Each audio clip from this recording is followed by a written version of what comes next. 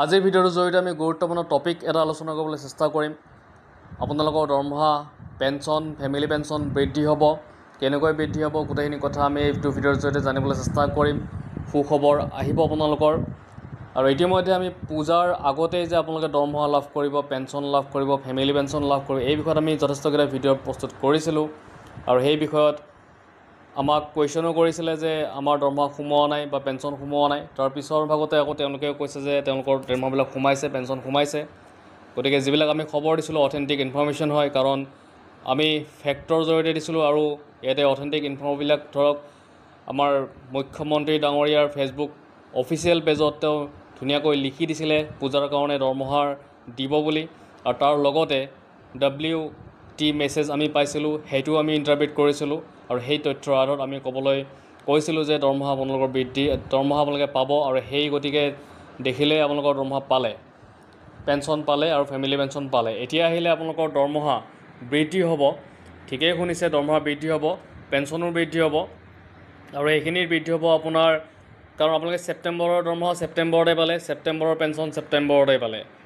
এতিয়া কথা হৈছে অক্টোবৰৰ যি দৰমহা, অক্টোবৰৰ দৰমহা আপোনালোকে নৱেম্বৰত পাব।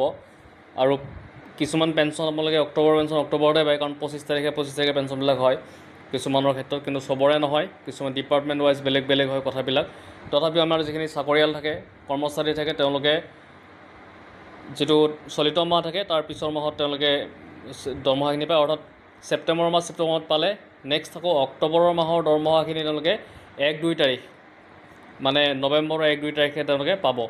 এতিয়া কথা হৈছে যি তেওঁলোকৰ দৰমহা, সেই দৰমহাটো কেনেকৈ বাঢ়িব, কাৰণ আপোনালোকে ইতিমধ্যে জ্ঞাত হৈছে AICPI IW ৰিপৰ্টত ইতিমধ্যে 3% DA বৃদ্ধিৰ কথা আনুষ্ঠানিক ঘোষণা হোৱা নাই যদিও আমি তাত যিখিনি তথ্য ওলাইছিলে সেই তথ্যৰ ভিত্তিত আমি গোটেইখিনি কথা ইণ্টাৰপ্ৰিট কৰিছোঁ। দৰমহা আপোনালোকৰ নিশ্চয়কৈ 3% বাঢ়িব। আৰু নিশ্চয়কৈ 3% বঢ়াৰ লগে লগে আপোনালোকৰ যিহেতু অক্টোবৰ মাহৰ 17 তাৰিখে আপোনাৰ দীপাৱলী আছে। আৰু দীপাৱলীৰ সেই উৎসৱতেই আপোনালোকৰ যে দৰমহা যে যিটো দিয়ে থাকিব ডিয়াৰনেছ এলাউন্স, সেই ডিয়াৰনেছ এলাউন্সৰ কথা ঘোষণা হ'ব। আৰু ঘোষণা হোৱাৰ লগে লগে আপোনালোকে সেই যিখিনি যেকেইটা মাহৰ অৰ্থাৎ 3 মাহৰ বকেয়া আপোনালোকে লাভ কৰিব।